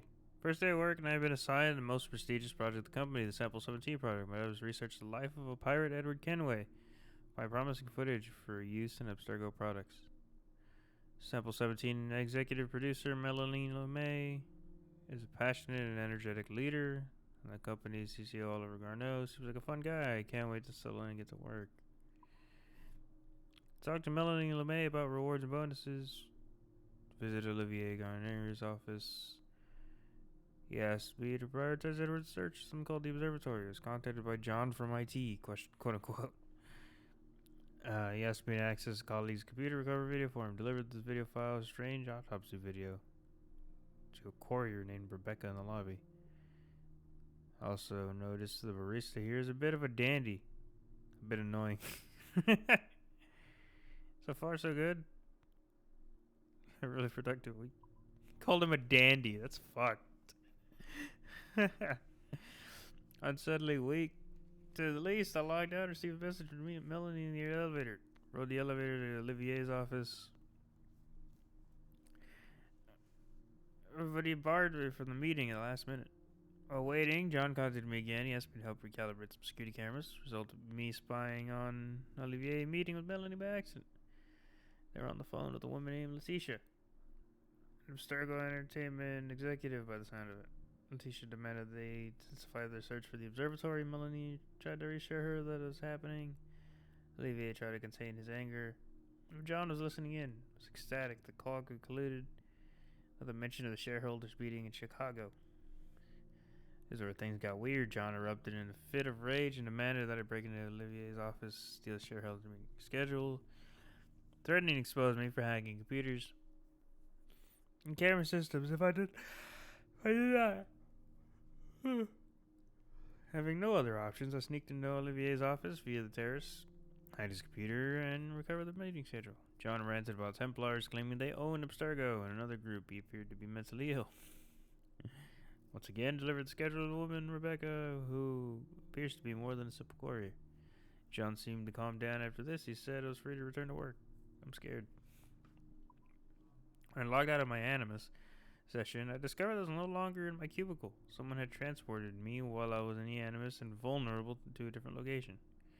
Melanie's face appeared on the screen nearby. She told me in some sort of containment facility with some of my other colleagues. They were conducting an internal investigation, had moved us here to keep an eye on, and for our own safety, supposedly.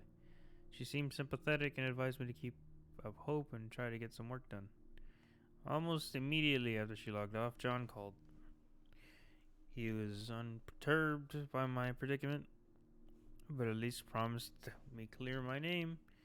He unlocked the doors to my cell and sent me to sneak into the server room for the entire building. Melanie was in there for some reason, but John managed to get her out of the way. The moment I hacked the server and the apparition appeared in front of me, she kept talking about it being too early, while at the same time, John kept losing his cool over the communicator. When she left, John left little doubt what he expected to happen here. He wanted the apparition to possess my body and audibly enraged when that didn't happen. In the end, I tried to seek refuge in my work. Perhaps Edward's memories and the secrets within could bring clarity to my present predicament.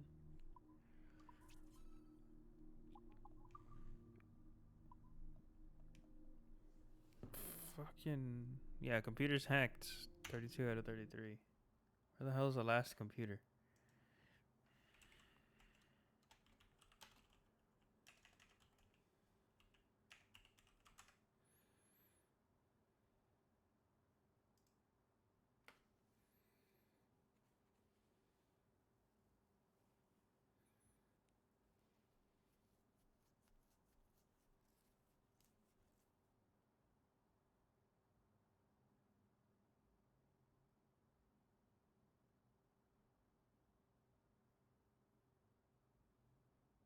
Mm-hmm.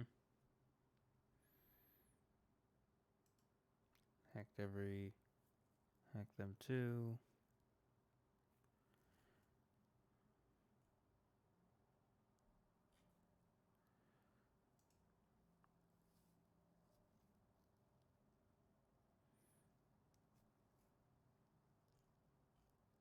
I'm gonna have to just like redouble check.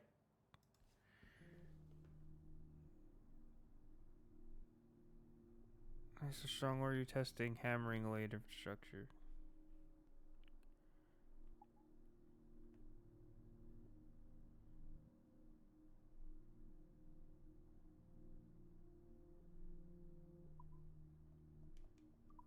I'm gonna have to like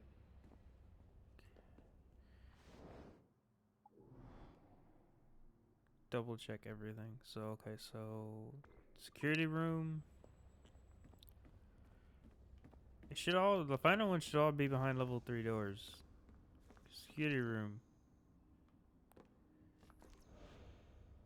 Lobby camera. Okay. Been hacked. This looks like something I could be able to hack, but it's just not there.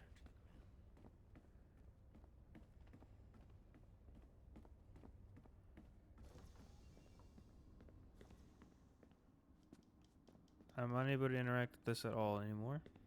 Okay. Let's head back to the ground floor.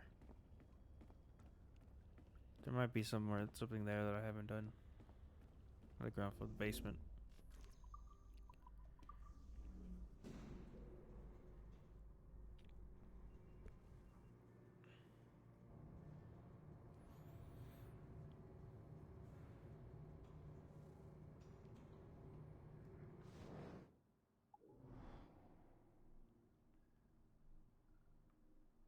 We'll retry this again. I know I did this for John, but we can still retry.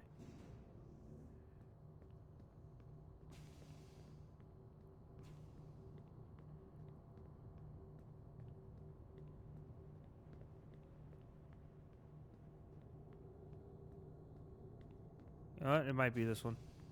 Maybe. No, I did this for John too. Body's been moved? Yes, sir, and preserved. We'll do what we can. Good. Let's keep security units on standby. I know Miss LeMay said the situation was under control, but I have a feeling we may be needing them again soon.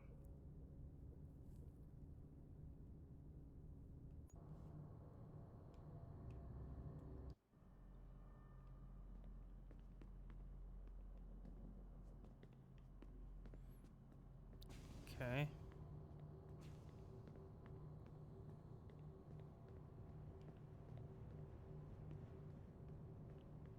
Go this way. I know this is where we went from the story.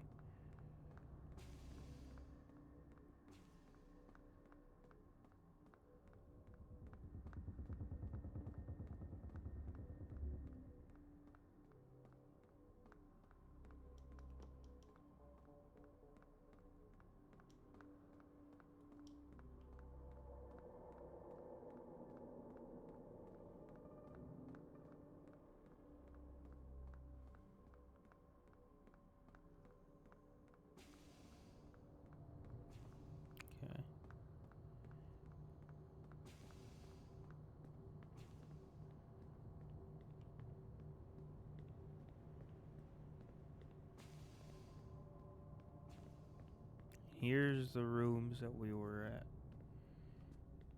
Level 3 door, hacked and everything. Okay. Also hacked. Anything else in here? This is my personal thing.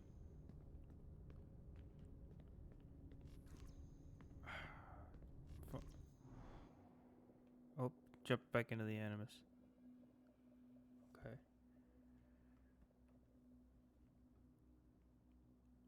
We'll jump in. I guess there's probably going to be a cutscene. We'll do the cutscene. And then we'll back out.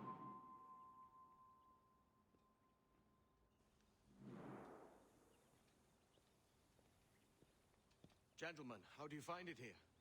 It will work for us. But our goal must be to scatter our operations. To live and work among the people we protect, just as Altair ibn La'ahad once counseled. Well, until that time, it's yours as you see fit. Edward, Captain Woods Rogers survived his wounds. He has since returned to England, shamed and in great debt, but no less a threat. I will finish that job when I return. You have my word.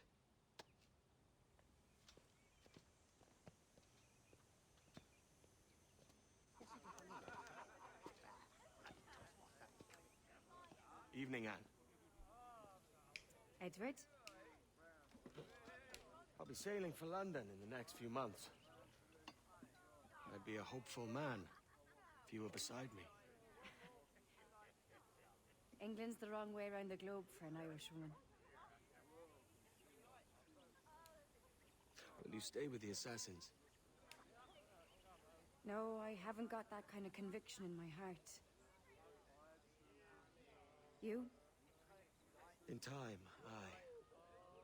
When my mind is settled and my blood is cooled. Sail ho! Coming into the cove! Oh shit, am I already at the end? Why didn't I just finish it last time? Fuck. You're a good man, Edward.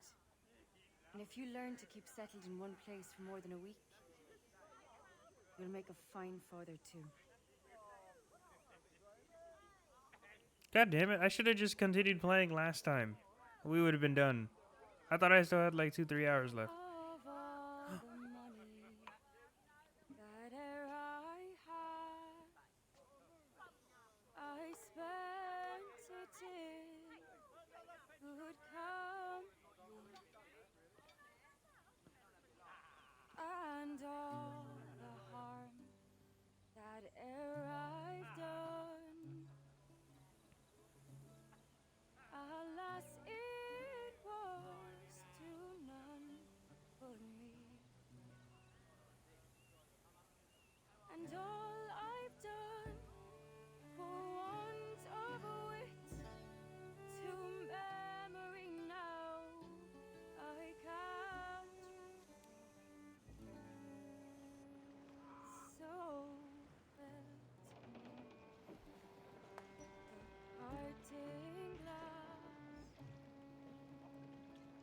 Good night and joy be with you all.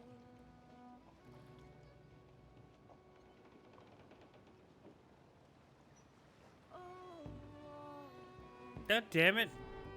Ere I had Damn it. their sorry I wanted that last computer. my going, and all the sweets ere I've loved, they'd wish me one more day to stay. But since it falls unto my lot that I should rise and you should not. I'll gently, softly call.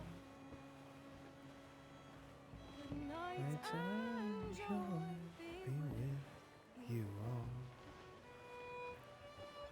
Good night and joy be with you all.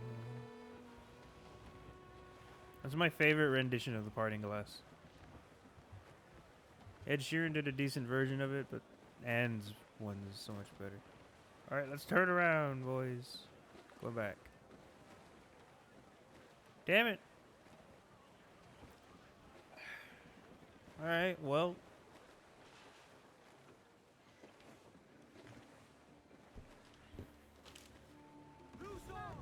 Did you always know how to sail a boat? The Jackdaw is a ship, Jenny, not a boat. But did you always know? No. No, I learned after leaving Bristol.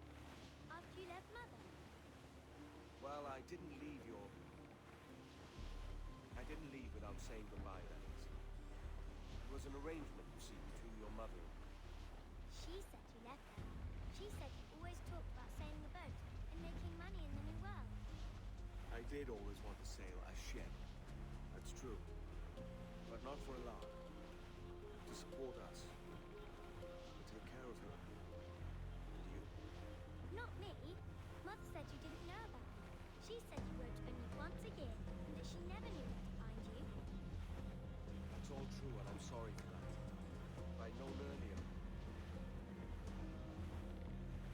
I might have come home. I hope that I would have. Well, you were busy. That's what I think. I was, but that wouldn't have mattered. Can I steal your boat? Boat? I see no boat here. Do you? I mean ship, obviously. I don't see the difference anyway. Ah, it's a very simple one, Jenny. A ship can carry a boat, but a boat cannot carry a ship. Why then, everything's a ship. Large and small. But for my toy boat, the one I take into the bath with me. That's a clever way of seeing it.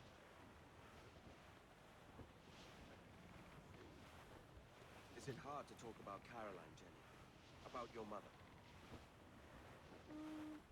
No. She passed some years ago. I miss her, but it's all right. Was she in pain? I don't know. I don't think so. She was very happy for quite some time. Then, not so happy. I didn't see her much after that. Then, she was gone. I'm sorry. I'm sorry I wasn't there for you. It's all right. You're here now. And we're on an adventure. Only a little one, I hope. Can't handle too many more surprises. You think we'll see a whale? Yes, there's a very good chance. And what about pirates? Will I see pirates? No. Not much chance of that, I think. Oh, that's rather sad. I should have liked to have seen one. You're looking at one. Your dad's Tell one. you what, Jenny. As soon as these winds die a little, I'll let you steer the Jackdaw. One little trick of the helm before sundown. Yay!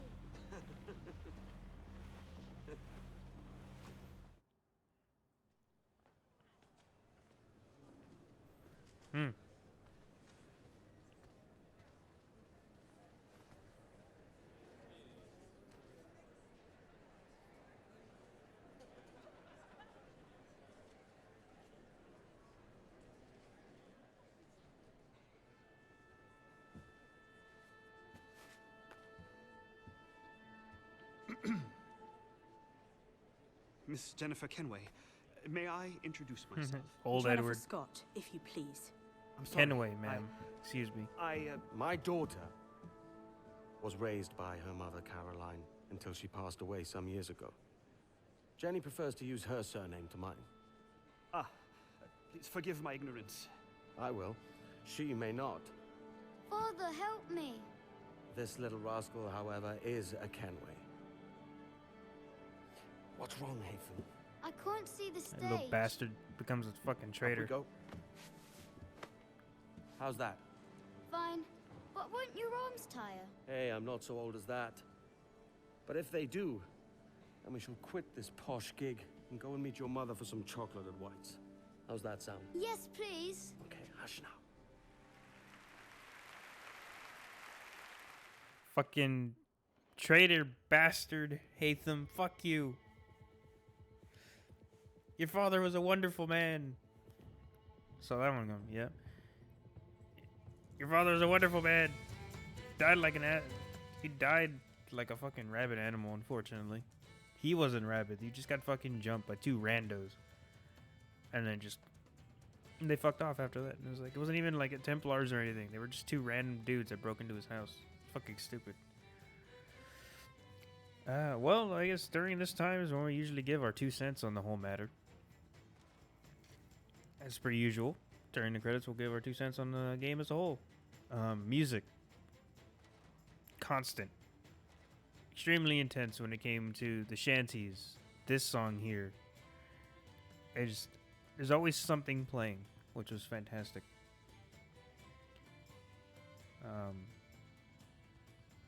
Every shanty was its own. While it was also still a shanty, it was his own thing. And I loved it. Level design, the Explorer of the Caribbean and everything like that during this time period was not really eye-opening, but more so is just like the standard of living that a lot of places had during this time was just kind of like, wow, I can't believe we actually like did that.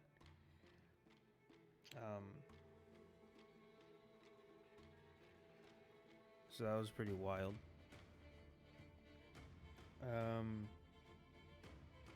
Overall, I mean, it's not a difficult game.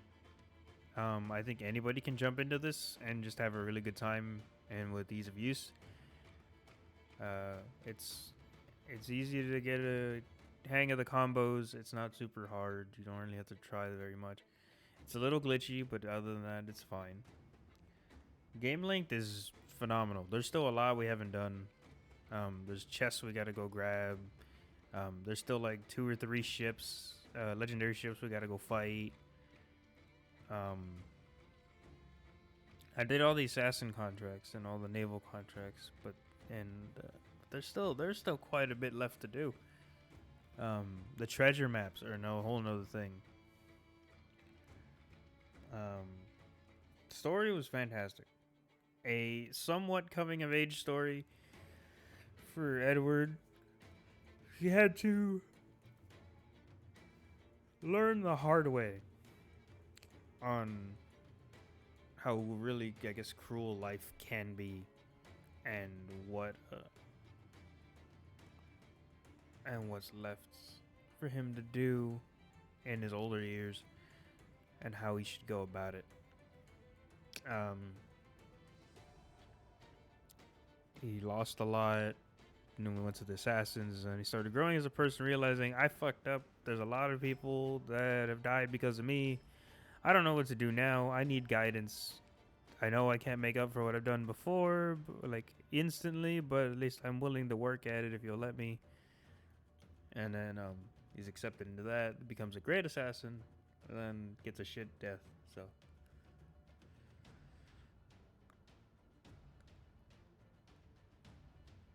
other than that, fantastic game. It's lovely. We played it before on stream. We never saved the VODs, so we're gonna play it now. We're skip it now. I still want to go find that last computer. I don't know where it is. We'll look for it.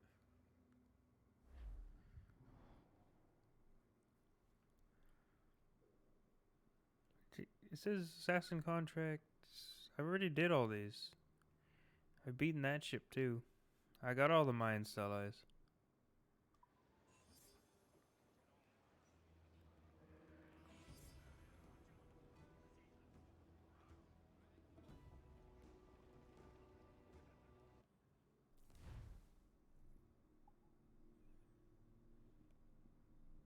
$91% in total sync.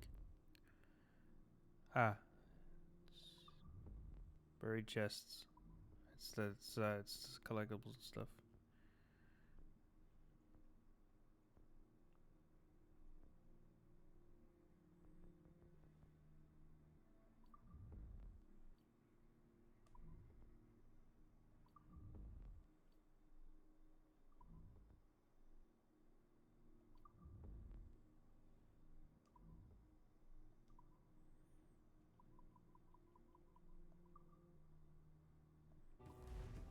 Let's see if we can go find that final computer. Overall,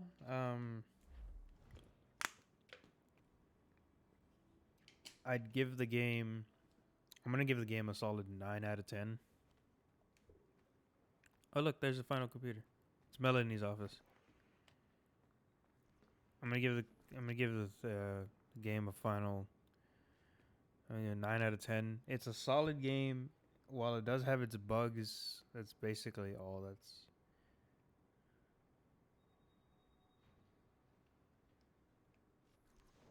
It's a solid game, but that's basically all that's really impeded it, is some of the bugs that are still on the PC version. But that's not really fair to judge it on.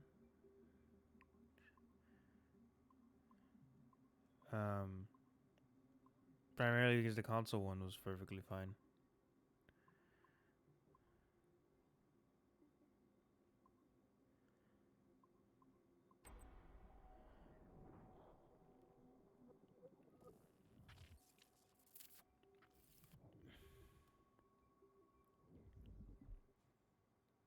Initial reports on Aveline de Grand Prix led us to believe she would be too controversial and impulsive to appeal to a wide audience. Teenage memories show her brainwashed and trained to kill political foes of her highly unstable mentor, Agate. Additionally, Aveline spent a disappointing amount of time in the Louisiana bayou, consorting with smugglers of the lowest kind. Oh, I try never to think. Which we felt risked her appeal to our female audience, which is now approaching 50%. However, as Aveline matured, a new side emerged. A well-mannered and considerate lady of poise and compassion. Aveline came to embrace a new mentor, her stepmother, Madeline Delisle, a tireless fighter for the rights of slaves. Thank you, Madeleine. With some editing to prioritize this relationship, we feel Aveline's story will more than meet our needs. Our team recommends a go on this property. Get this one to market quickly.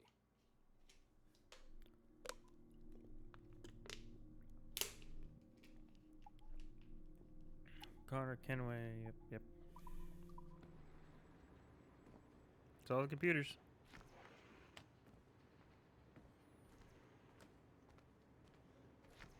I figured is I knew Melanie's was needed to be accessed at some point, but I didn't know when. But let me. But yeah, that's everything. That's all the sticky notes. It's all the computers. We could go in and do some more like random little things, but that's not really. It has no impact on the story whatsoever.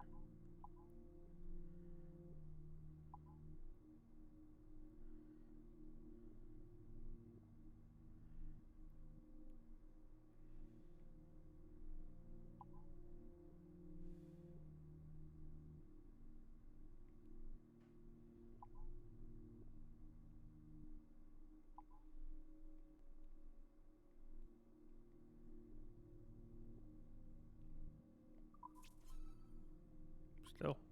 Yeah. So I do want to keep streaming.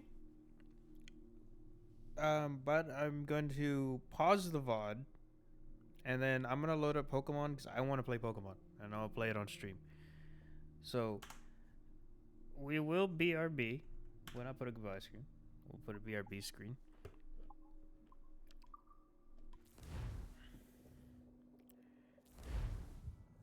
And we will be back.